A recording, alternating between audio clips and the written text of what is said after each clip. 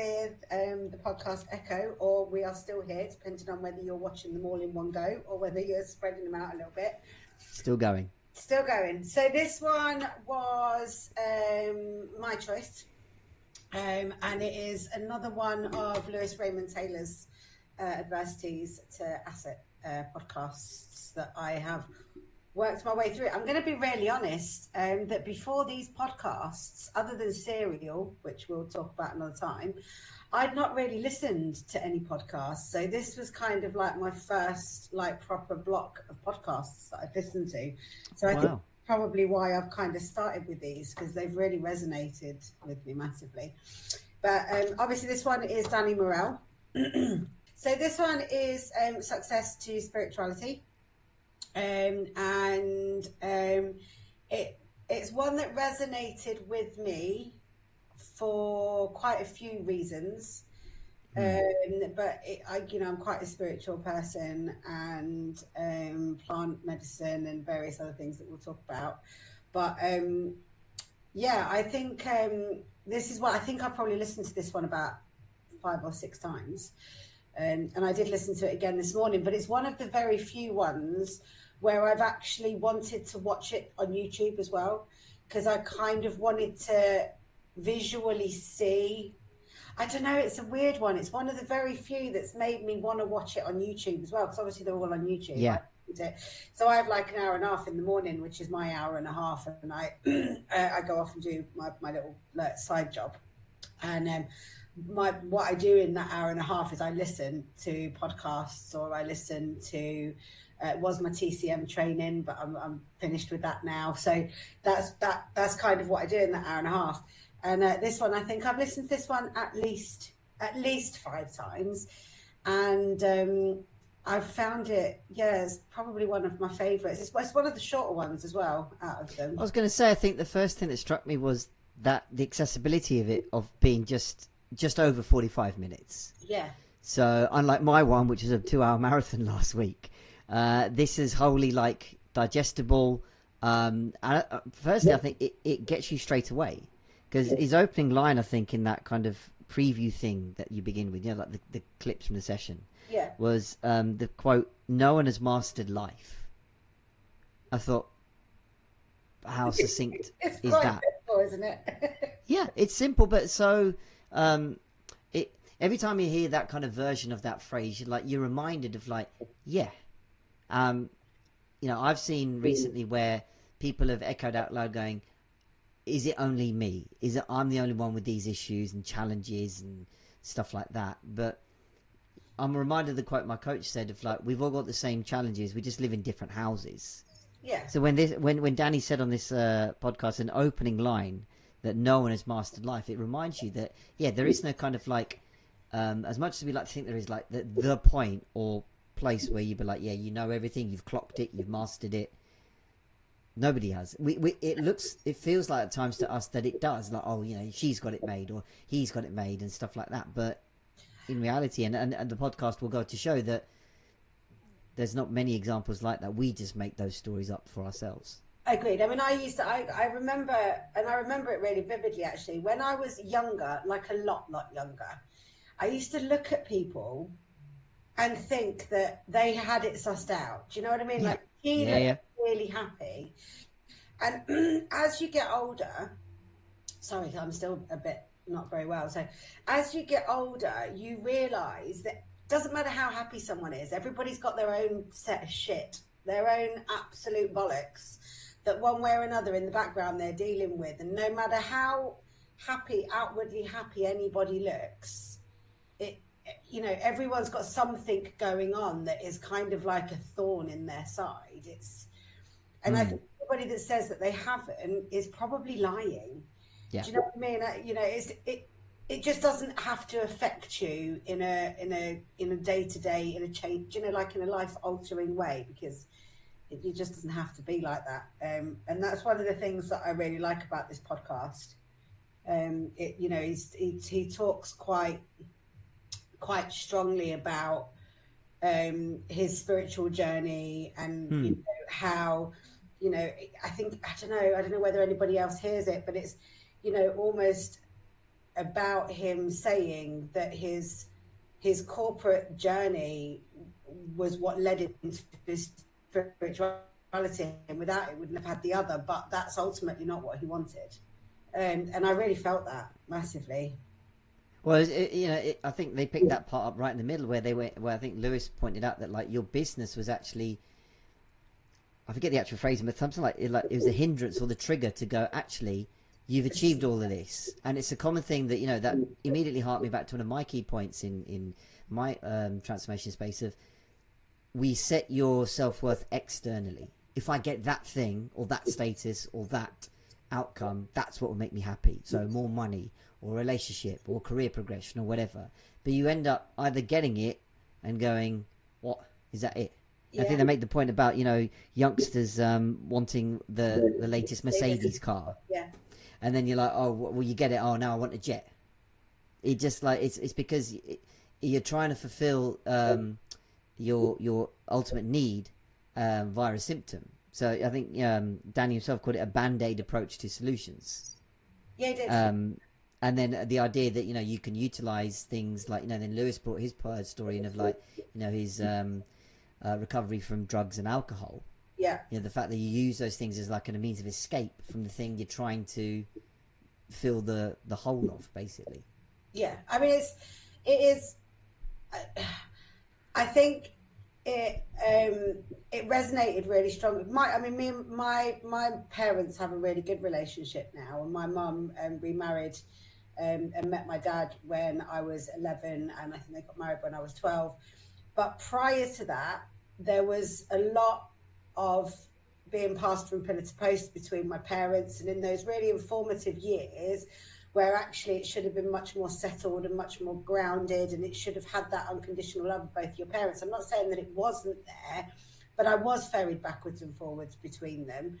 And I made right at the very beginning, sorry, just to digress a second, but right at the very beginning of the podcast, he talks about being late and how he hates being late.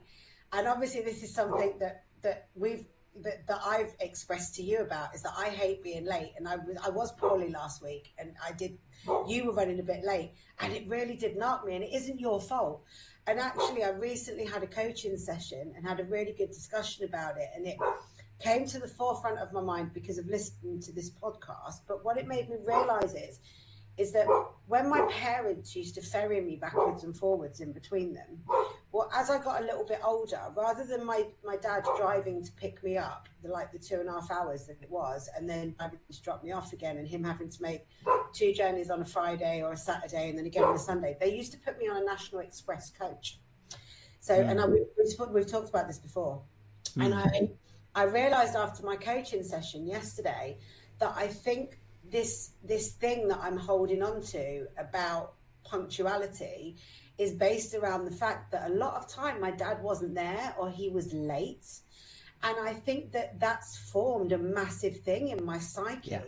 That actually what my coach pointed out to me yesterday was that the anger and resentment that I feel towards people when they are late as an adult is actually towards him and not towards that person. And that's just how it's coming out, and it's almost feeding my ego, because that's part of that's my ego there saying, well, you can't be late for me, but actually it results right back to that. So I had a bit of a breakthrough on that yesterday, like a really clear breakthrough, but I think that started with this podcast. I think it's a really strong example to utilize again, because it takes what we view as a common symptom nowadays, like I don't like being late, I want to be punctual, and we dig into it beyond the symptom and go, okay, that's come from, as you related, having to wait for a parent to pick you up. Now you mentioned it at a coach station. People could see it as like a kid being picked up from school. That's more of a local example where their parents should be here at any minute, and they're shouldn't be too far away. But here's like, you've just travelled this far on a coach journey, you're now waiting for your parent to pick you up. So it's a programming experience of abandonment, of not a permanent state, but those little instances here and there, they add up. And as you said, when you express that anger now towards other people, which is a natural emotion and is okay, it is, as you say, it's harking back to when you're a child, going, wait, is this developing a sense of I'm not good enough to be picked up on time? Now, you Yeah. didn't necessarily vocalize it in those words at that point, but it's that feeling, because like you're standing on your own, strangers all around going about their, business, in the station, and you're like, where is the person that's meant to be looking after me? Because obviously we develop that bond from caregivers. Indeed, they mention it in the podcast, right? That Yeah. it's the number one wound. Yeah. The number one wound from preventing you from becoming what you want to be. It's that relationship that you have with your parents, which the two words that came up to me were programming experiences. Yeah. They use similar language throughout in the podcast to go, yeah, Lewis harked back to his own example.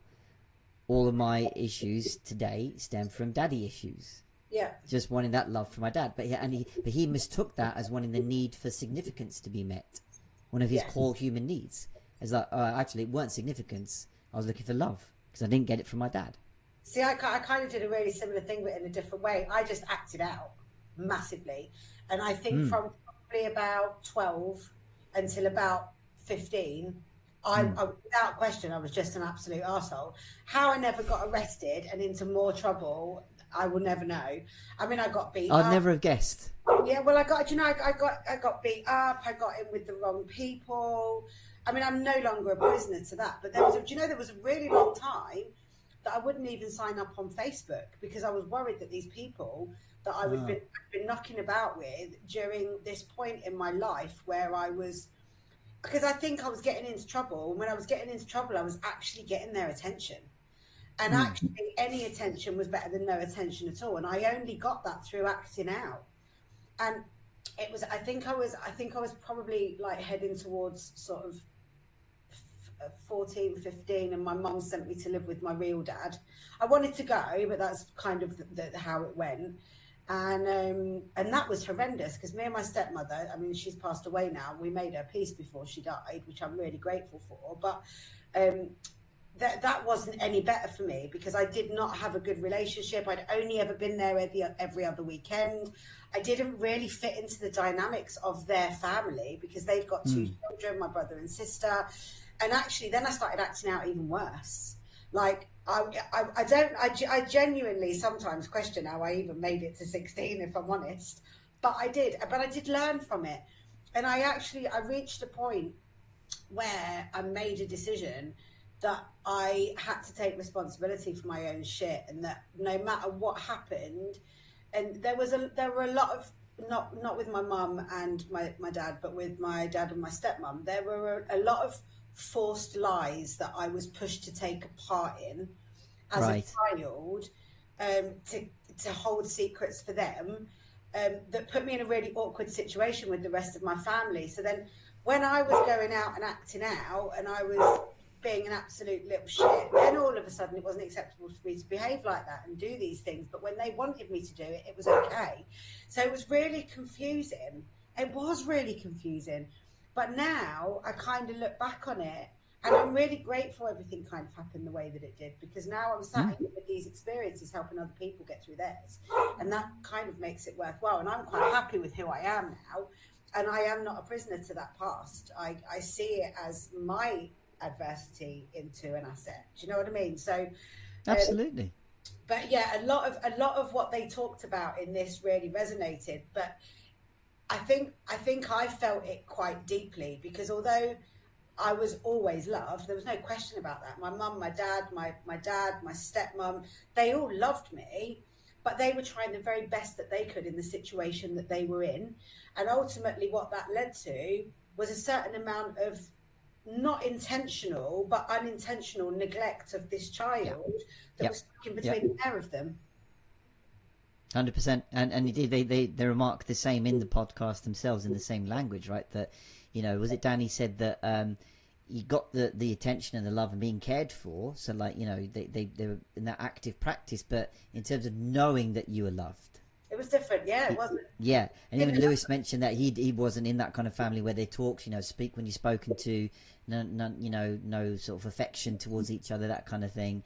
So you're right in that ultimately it is a generational thing, which I think they sort of hinted at, that your parents have only tried to raise you the best they can from what they know, and they know from your grandparents who knew from etc., etc. So it is generational. And an analogy that sprung to me whilst listening to that was the faulty production line. So this is something my coach told me about. Of like, if you imagine like a car assembly plant, a car gets built on a production line where each unit or like number of people or robots will add to the car. So like you begin with the chassis, then someone puts the engine in, and tires, etc., etc.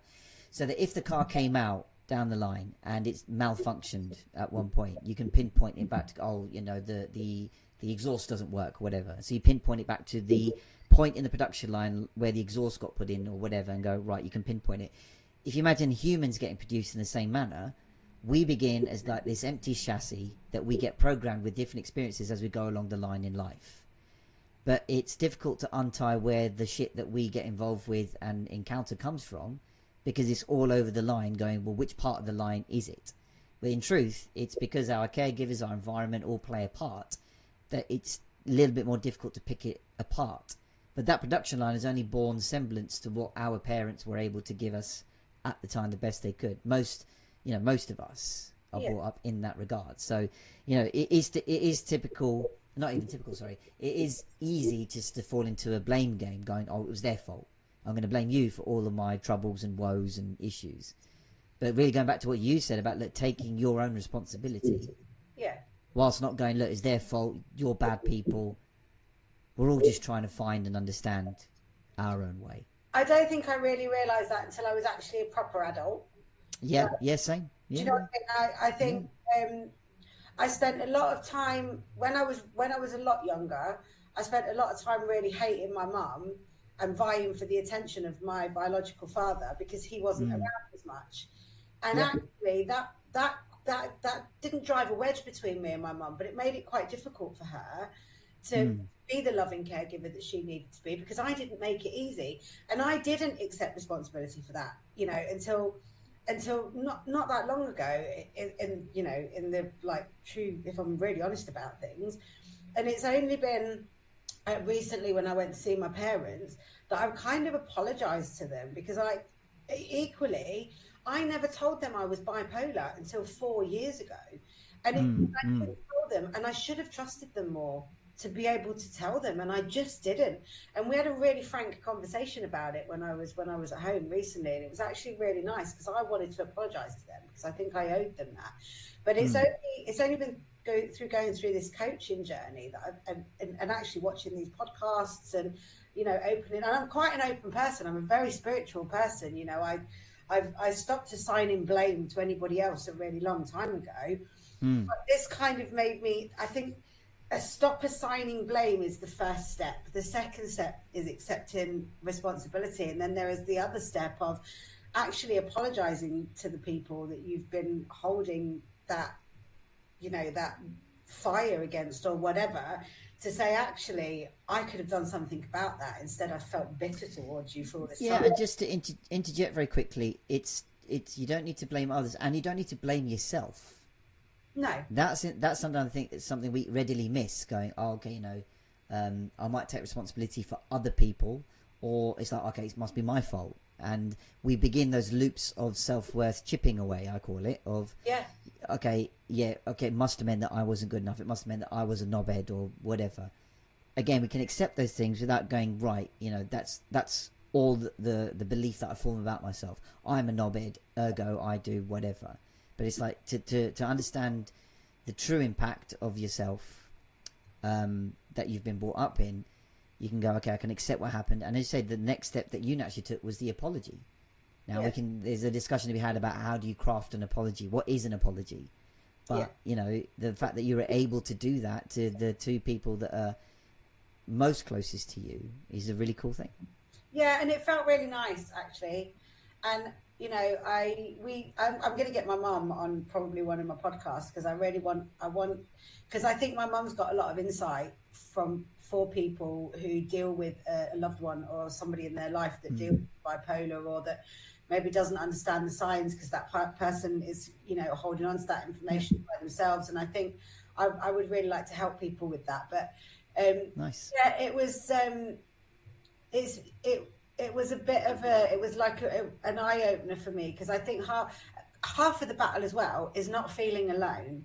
Like, like you listen to this particular, when I listened to this particular podcast and they were talking about, I mean, my mum did love me. It wasn't that I never felt loved. It was just that she was trying to rebuild her life as well, which I don't blame her, because I think what we don't realize when we are children is our parents are not fully fledged adults either.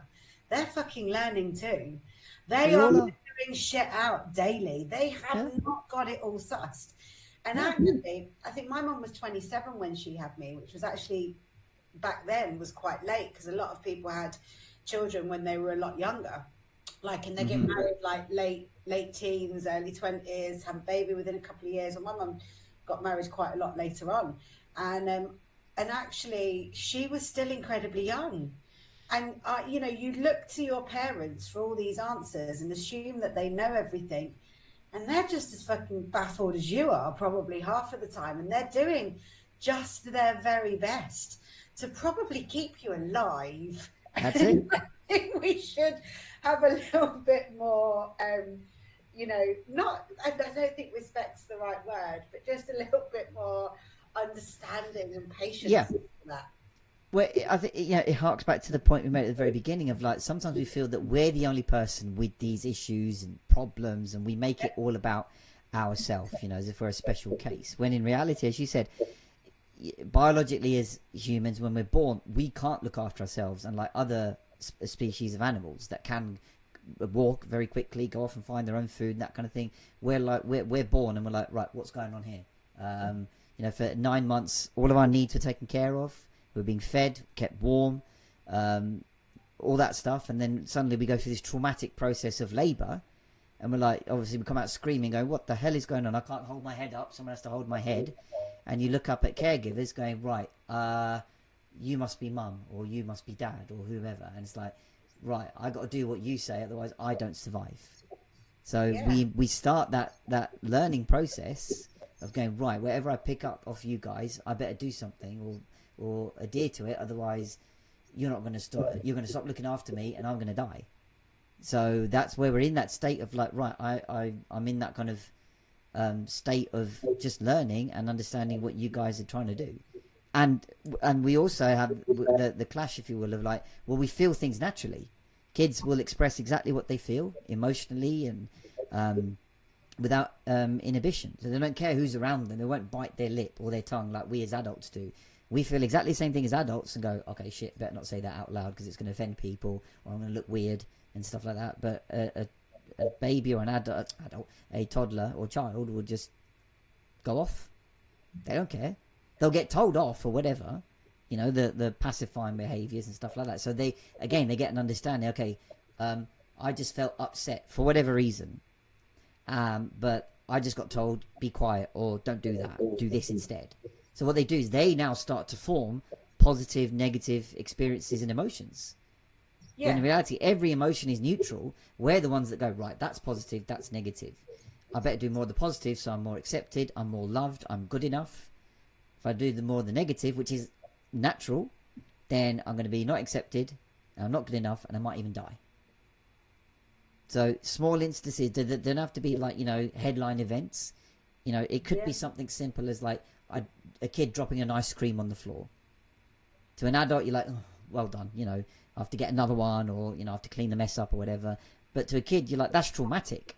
I had an ice cream, and now it's a splodge on the floor. Yeah. They all add up. And people might go, what, ice cream? But, I don't know whether it would change anything, but I wonder how many people actually truly understand the gravity of the fact that before, up to the age of 7, that's when all of our like really important, the foundations of how we go through life and how we see ourselves, and our relationship with other people, that is where all those pathways are started and formed. And they are the most impactful years. I mean, I wonder how many people would actually change how they treat their children if they really understood the gravity of that. They really understood the gravity of constantly being late, picking them up from school, or all these little things that actually as adults we don't see significance in, but are actually changing the pathways of how our children are going to think about their world, themselves, and how people treat them in their future life. It's that generational healing. It's that how many people actually really understand that, because no one teaches you that at school. I mean, Very true. no one Yeah. sits down with you at school and gives you parenting lessons and say, okay, you're going to go and you're going to have children eventually. This is the stuff that you really need to know that's important. How you treat your child up until the age of 7 is going to be the most informative part of that child's life, and is going to absolutely change the way they see themselves for the entirety of the rest of theirs. So be aware that if you're late picking them up from school and you do it consistently, that's potentially going to give them issues later on in life.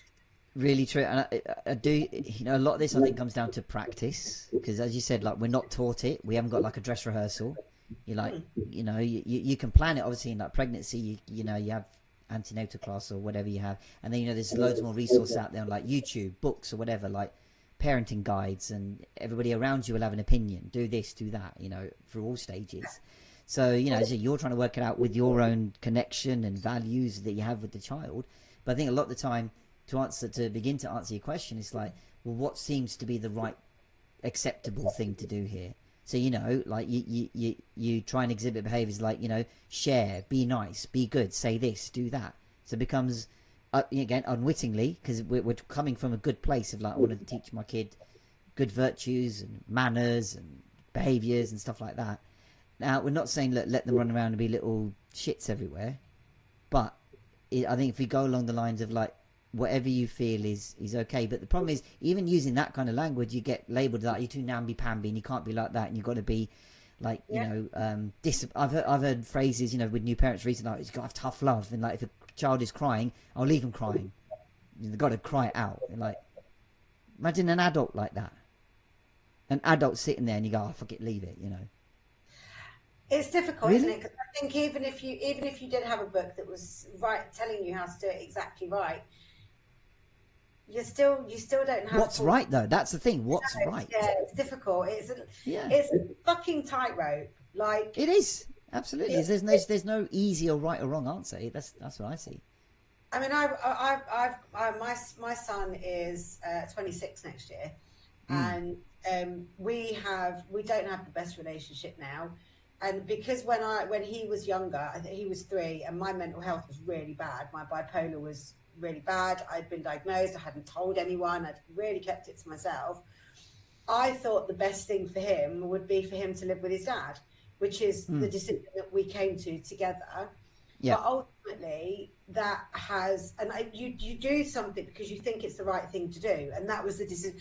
And I don't know if you can imagine, but back then it was unheard of. A child didn't live with their dad; they lived with their mum, and they went to their dad's at the weekend. And I spent a lot of time justifying why I'd done it, and I did it for the right reasons. I did it because I thought he would have a much stabler upbringing, having his main caregiver not be mentally unwell. But what that's meant as an adult is that me and my son don't have a great relationship. We have quite a fractious relationship. We speak on and off, and it's very intermittent. And I don't feel now that I've got the right to sort of go, well, look, I want to have a relationship with you. I'm waiting for him to get to a point where he wants to know more about why I made what I did. And I think I owe him that much to not ram it down his throat and hassle him. But equally, time is ticking, and we don't know what's around the corner. And I'm kind of like, and it's trying to get that balance, isn't it? Yeah, and I think this is from the podcast. From what I went through as a child, I tried to break that generational shit that happened with me with my son. But actually, and advertently, what I did was put me in the position of what my dad was to me, to him, and actually created the exact same situation when I was desperate in a different way, the opposite thing. And it's crazy. It's so difficult to break generational stuff like that. It is. And I actually sat down and looked at the situation and said, I think this is going to be the best thing to do, but ended up doing exactly the same. But again, it's our point of saying this is a lot of this is coming from a good place and trying to break that, be the person that breaks it, not out of like, getting a badge of honor or something, but you went through it, and like, I don't want you to go through the same thing. So, you make that conscious step consciously to go, let's do something different. But ultimately it works out that you feel it's a similar impact. Yeah. But, even to come back to your original question of like, are people aware and what can we do? It's like, I also see it's like from that beginning, and again, it might sound counterintuitive, if you just start treating the human being that they are with respect. Now, it seems funny, like, adult giving kid respect. It's like, but what I mean is, it's like, sometimes you just feel that, like, our children treated as that kind of commodity, or like a pass the parcel object. Oh, the child is happily there, engaging with whatever they're engaging with, whether they're on their own or with kids. But immediately they're picked up and hoisted around everywhere, and then put with among other children, and picked up, and you go over here and you go over there. It's like, just give them the space. Or, they're sitting there, and then someone will come up and, I don't know, if there's a song playing or whatever, they try and come up from behind them and like clap their hands. It's like, just let them do what they want to do. It doesn't have to be what's everybody else doing, or you're not doing it, so you should be doing it. It's like, just give them a moment, give them the space, treat them with that kind of respect, and just carry it on in that regard. Obviously, striking a balance between, are they constantly, I don't know, shy or alone, and obviously they can't communicate those kind of virtues to you. So that's a little bit of our judgment to go, okay, what's going on there. But it is hard, absolutely. And I by no means have any experience. I'm not a parent. I just go off from like observations and things I see. Yeah. Again, not saying that they're correct, but it's just things you see and pick up. But one thing I wanted to ask you actually on the podcast front is towards the middle, before they talked about the psychedelics that Danny got into, that Lewis said that before you try it, you should work on this. Yeah, agreed.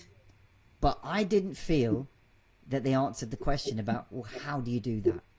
What do you do up here to get you ready for that kind of thing? So do you want to just explain what they're about to talk about, the psychedelics? Because So I can't even remember the names and stuff. Plant medicine. So I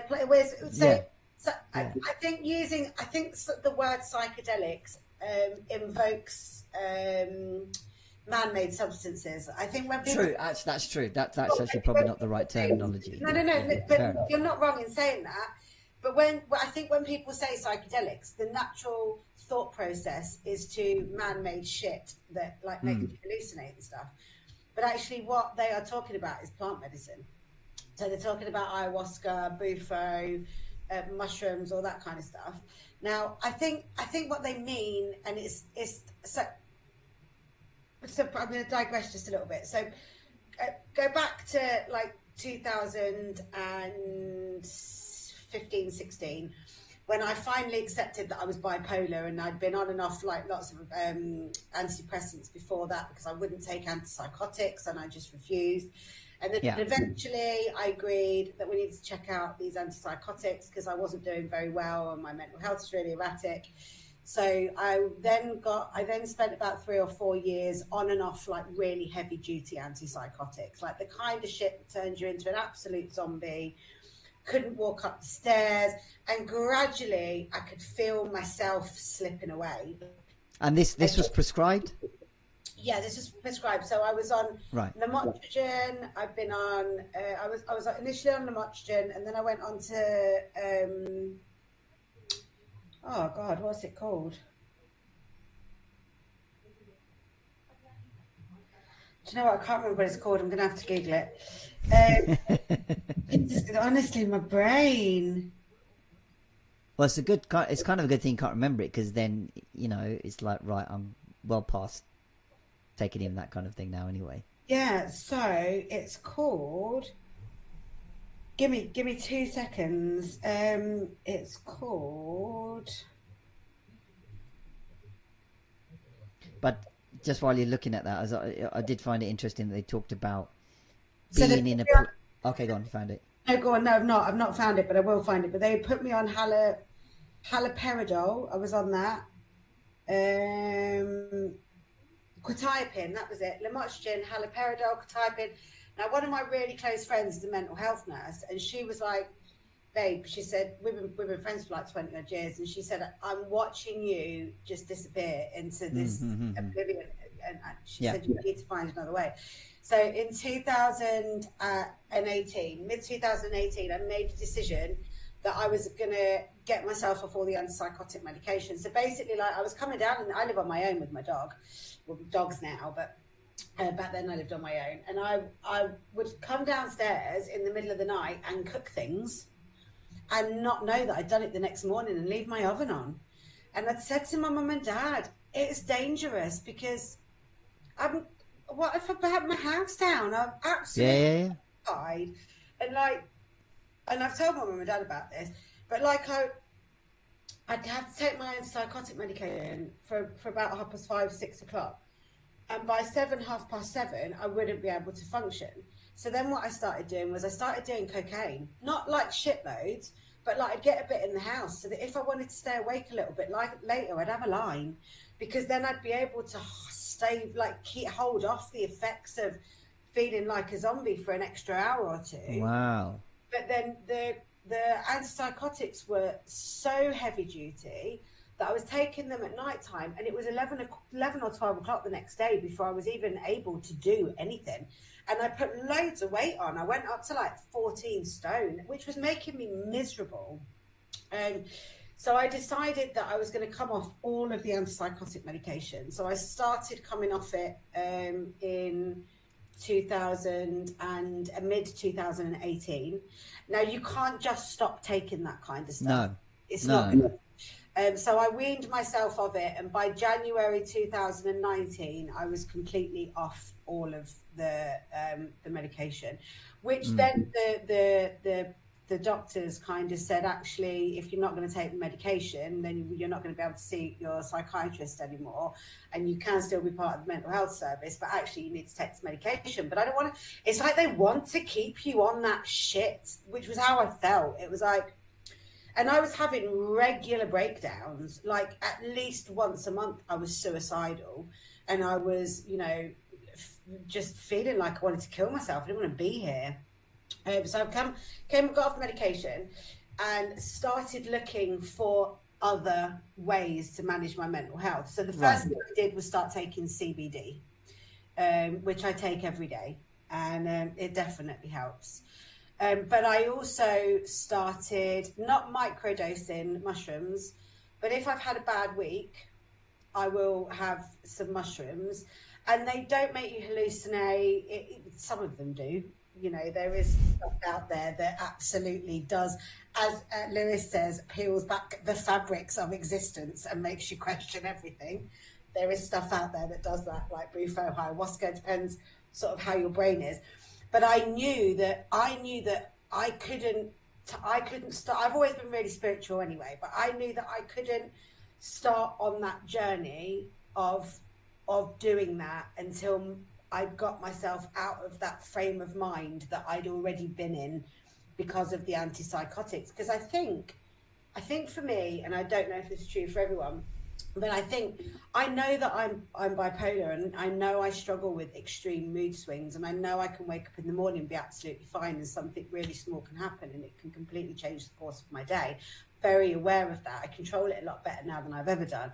But I think when your doctors and your psychiatrists are constantly telling you how negative it is to have these things, you live in that space of negativity constantly because you don't see any bonuses to it.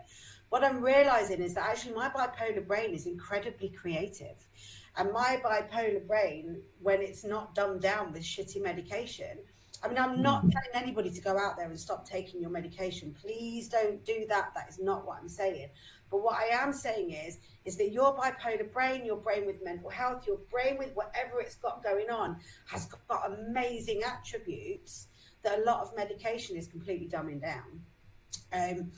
And I think that there's studies at the moment. There are massive big studies at the moment that are actually proving that mushrooms can give you a 6 to 12 month break from your troubles with mental health, and they're seeing this in people. They're actually seeing a marked improvement in people's mental health for being in a controlled environment and giving them like really high doses of magic mushroom for 3 days, watching them regress to points in their lives where there's been trauma brought in, and then coming out the other side of it and not needing to do it again for 6 months rather than having to take a pill every day.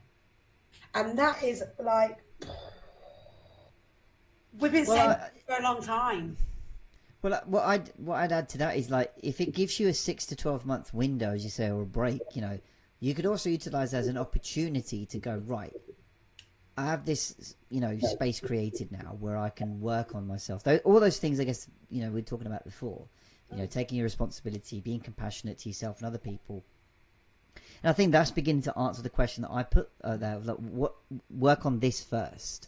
Yeah. Because as you said, we're not advocating to stop taking medication, this kind of thing. We're not. It's not a war on doctors or things like that. It's about there are alternatives to just going to a doctor who prescribes a pill or whatever, and just, I'm not saying hope for the best, but it's like, we'll see it that way.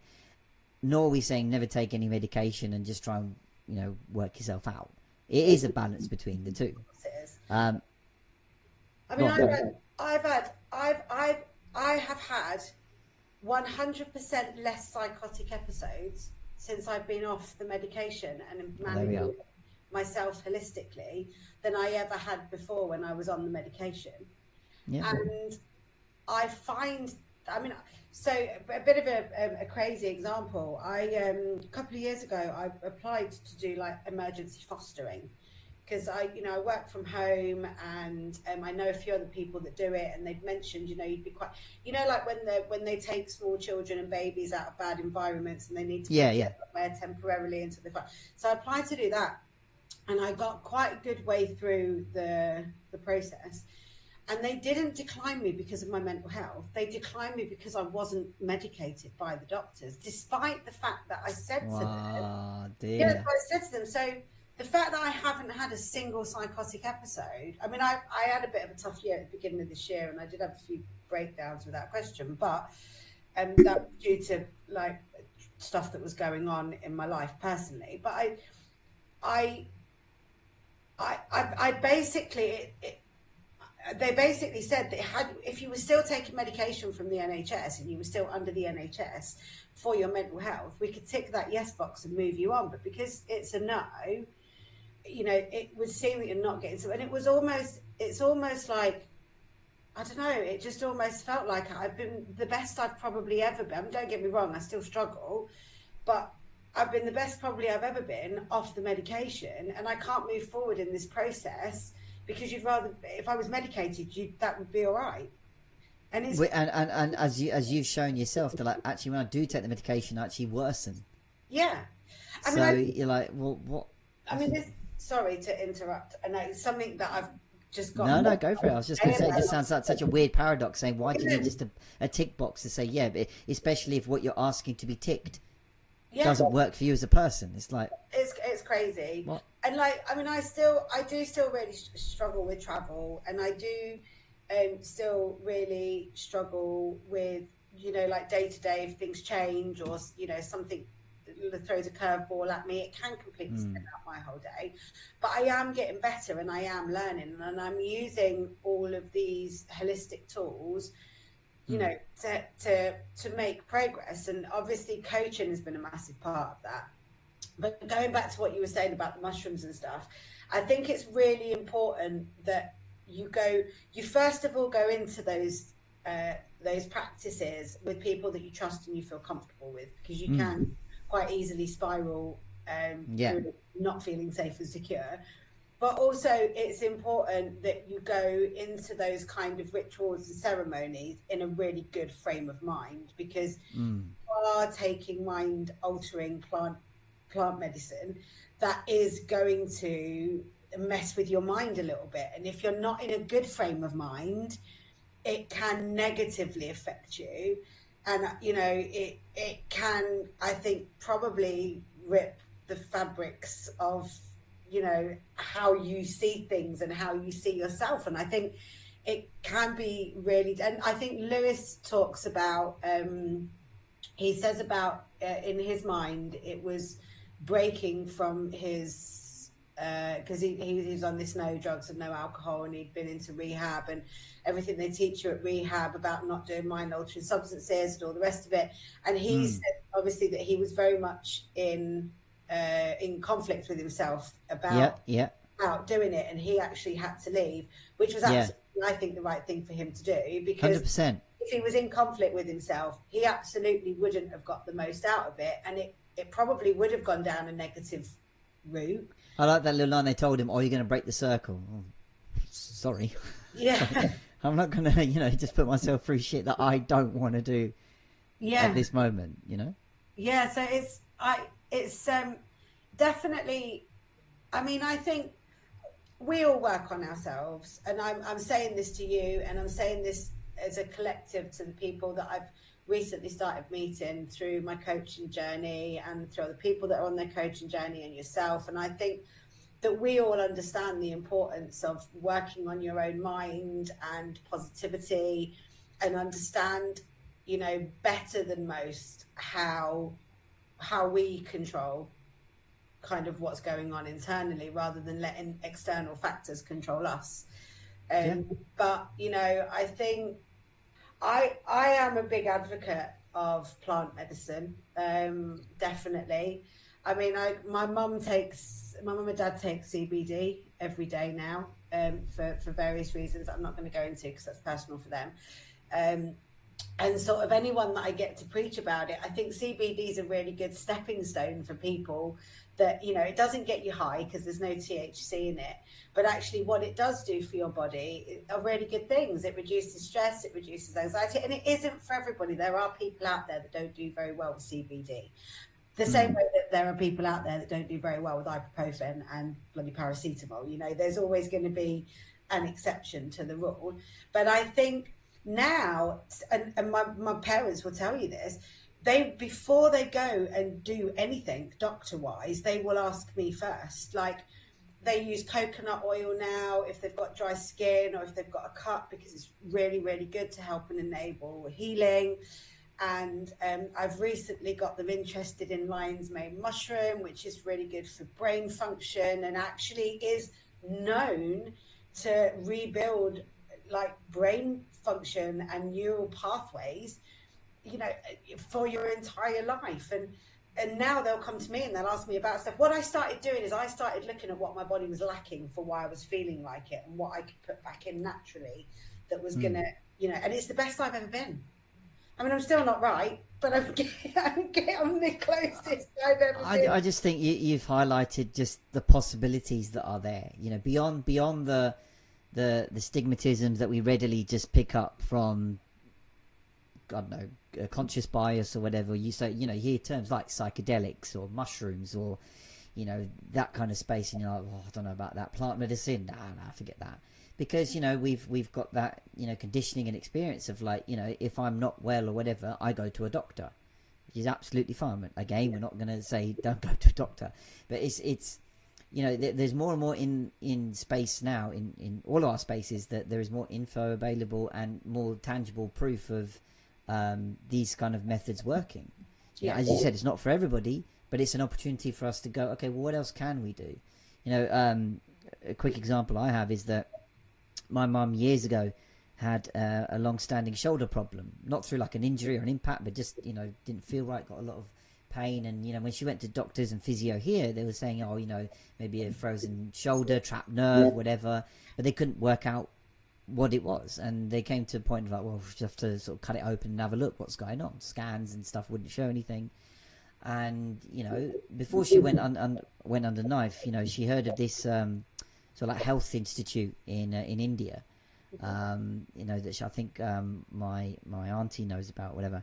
And she's like, they give you 2 weeks worth, and they do no sort of like medical practices or surgery. It's literally just through holistic methods, right? So they thought, okay, let's give it a go. And it was all about just being in better balance as a person through things like better diet, a little bit of exercise, and just sort of naturally kind of working on yourself, to the extent when she came out the 2 weeks, her shoulder problem had gone. Yeah. And it hasn't returned since. Yeah. And doctors kind of like, they're not stumped, they're like, oh, okay, it's interesting. So it just showed the possibility of there are other ways to heal things that you just think, oh, I just need to get, surgery or whatever for that. So there's possibilities, A quick cheeky plug, but this is why. So my website, which I'm still working on, it is out there, but I'm still working on it. Which was why I started the website, because I wanted to create a website for people that were looking for alternative ways to manage their, whether that be acupuncture or, just meditation, mindfulness, yoga, Reiki, coaching, just to offer somewhere for people to go and find information and to connect with practitioners of these different, these different holistic therapies, and know that this place where they were going for this information wasn't, because there's so much conflicting information out there. If you Google anything related to holistic therapies, the first stuff that's going to come up with NHS and, the stuff that pays to be there, and none of it is going to take you away from where they're going to make money. That's just my personal opinion, and I know there will be people. There is an element of that. There is an element of that. Yeah. Do you know what I mean? And I think I wanted to create a safe place for people to ask questions and talk to people about, like other practices and other ways to manage. That's an awesome space that you're holding. I'm sure it's going to thrive and do really well. I just want to touch on one last question, because I know we're coming up to the hour already, unbelievably, right? It's gone well, so it always does. I know. At the end, right? Danny, well, towards the end, I should say, Danny mentions that he was presenting his, I think, seminar or whatever he does to people, and he had this conversation or heard God's, his words, God's voice saying, you can't help other people be what they want to be unless you do that for yourself, and that includes forgiveness. So in his case, it was forgiving his father. Yeah. But I just thought, okay, that was an interesting thing that he seemed to channel, because he brought it back to the idea of, the thing he said at the beginning of, you can go chase things like, more money and success and those external things, but to what cost? Yeah. Now, that did resonate with me. What I heard from that is like, I was in an industry in investment banking where you just, you work. It seems glamorous. It seems highly rewarding, all that kind of crap. But you burn out. Most people burn out. Yeah. Unless you've got some perverse fashion about it, or sorry, passion, I should say. You burn out. And then that's when you're left going, right, what now? Yeah. And it's interesting that when he said that, like, to help others, you need to be in the place you want to be. That does make sense, because obviously then Lewis chimed in saying, he's heard coaches saying you can only coach somebody to the extent of which you've been coached or have gone to, which is true. It's like, you don't want to, that's, again, I think it's about striking that balance of not appearing all knowing and saying the way I did it is the only way and anyone else is wrong. Yeah. Versus going, I can show you things that I might not necessarily have gone through. I'm not so sure about that, because I'm of that perspective that it does come down to common things that we all have, like self-worth, and the perspective of you've got your own answers in you already. Whether you like them or not, that's up to you. Yeah. But you have the answers. Then it's what we're saying. You have the opportunities to then work with those answers. And sometimes just finding those answers is a major step in itself. So what you're saying is that you don't have to have gone on a journey to help somebody else through theirs. Yes, or exactly replicate the path. So for example, if we take a topic, say weight loss, right? Somebody is on a weight loss journey and wants coaching or what have you with that. My perspective at the moment is that's completely fine for you to be on. Have I trodden that path? No, but what I can work with you on is what's led you onto that path at the moment. I'm not going to say, right, you're on the wrong path ultimately. We could do all that work and go, okay, you still want to be on your weight loss journey? That's completely fine. That's when the, specific niche-based coaches or whomever, specialists, might be able to help further with, like, techniques or whatever. But what I'm saying is your approach now comes from a place of higher self-worth rather than just going, wait, if I lose weight or progress my career or get more money or get a partner or get whatever, that's what will make me happy. Because sometimes a lot of people approach that, because I don't know if I've mentioned it on this show before, the most common New Year's resolution, for example, is to lose weight. On 31st December, 1st of January, everybody gets a gym membership, promises I'm never going to eat chocolate or alcohol or whatever again. Yeah. I'm going to wake up at 5 a.m. and run around like Rocky and this kind of thing.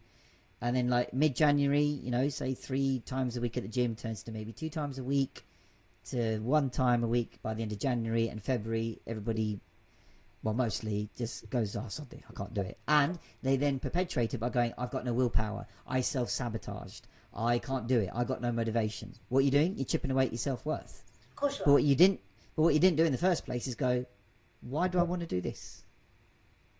And it's okay if you don't want to. There's so many voices around us that go, you got to do this, man. It's be good for you. Be good. It's like, I get it. But until I start saying it to me, that's where you end up in this like, I'll do it. I won't do it. I'll do it. I can't do it. See, I think I kind of had, I think I kind of heard that a little bit differently, because I think they're not saying that as a coach or as a leader or as a consultant that you don't have the ability to help people if you've not been through it. But I think what they're saying is that if you've been on a journey yourself, you're better equipped to No, true, for sure. people For that sure. are going on that same journey. Like, I mean, 6 months ago, I wasn't leaving the house. Like, literally, I was planning my supermarket trips at specific times. If they moved anything in the supermarket, it would screw me up. And I was barely leaving the house. And during my journey, my first step was to get myself a little cleaning job, because it means I have to leave the house every day, and it's 7 days a week. And I've been on that journey. And I think that I would be better equipped to help someone that was struggling with that same journey. You could still help them, but you wouldn't be as equipped as I would For be sure. to help that person. So I think that in general, for me, what I heard is that in order to really truly be able to help someone, you need to have worked on yourself, and you need Yes. to have had a certain amount of positive experience that allows you to relate to that person. No, that makes sense. That makes sense. Am I missing what you're saying, or am I? No. Actually, what it actually adds on to my last point, really, of like, in and around that, he was saying that like, when you take an action or do commit to a behavior, it's actually a reflection back to you of what you want. I call it, you reflect what you project. So, for example, by forgiving somebody, you're actually forgiving yourself. Yeah. So I think it ties in the aspects of take responsibility for yourself, but also a lot of these things are done from your own perspective of, right, if I'm forgiving somebody, I'm not saying, right, you know, you can get away with anything now and, you know, I take all your blame and all that kind of thing. No, it's more like it's you forgiving yourself for maybe having that hatred or that vengeance or whatever emotion that was that you were, you know, trying to cling on to or drag out. But this is like, it's a message to yourself. And I think that works in our space where, like, when we're trying to, we're all, you know, most of us, as I say, are coming from a good place. We're trying to help people, show them ways, and also taking it a bit step level further, that what we're saying isn't gospel. We're not saying this is the only way. If you don't do it, you're an idiot. If you follow somebody else, you're a fool. It's like, it's just possibilities. Yeah. And yes, that comes with levels of enhancement. If you've been there, then of course someone's going to go, okay, you might have been there and seen what I see and stuff like that. But there are other ways of going, okay. Ultimately, I just say it comes back to possibilities, and when you exude, it is a reflection to yourself. So I saw, and I'll share this actually on my social media shortly, a really, really nice message from a special person in my life, who shared the aspect of, I'm here to share love. And I thought it was a really, really, really nice message. Yeah. And that in turn makes me want to do the same thing, because for me, it's like, if I share it, that's what I'm looking for too. And that's all I sort of put it at. Yeah, that's actually incredibly powerful, and it is very true. But I think naturally, because we've been on this coaching journey, we have spent a lot of time working on ourselves. So although your journey, as you were saying before, isn't specific to weight loss, for example, you have been on a parallel journey, albeit not Exactly. the same one. So I do get what you're saying, and I think maybe I've generalized it too much, but it maybe is like the broader picture is if you've been on a journey and you've come out of the other side of that journey better for it, and you've understood more about Absolutely. yourself, then actually you are equipped to coach other people through their journey, no matter what that journey is, because you've Yeah. understood the work that needs to go in, and it's not about what the journey is. It's about understanding the work within that journey and understanding. And like they said in the podcast, you have the answers already. They're internal. Yeah, No one's got the magic key or answer out there. You've got it already. yeah, Got them already, I should say. yeah. That's a good podcast. It is. It's really, really good. And they say very, very accessible and digestible because it's a nice length. So yeah, look, I know the link will be in the episode below in the description, wherever we'll put it there. And And next week it's yeah, your choice. it is. Yeah, I'm deliberating over which one. I'm going to double check how long it is for a start. Oh no, do you know what? It's all right. I don't mind. It's all good. No, it's cool. But you're right. Like, you know, we're obviously looking to turn around if, like, you know, episodes fairly frequently. So I'm aware of that. But it might well be from the same series, Diary of a CEO by Stephen Bartlett.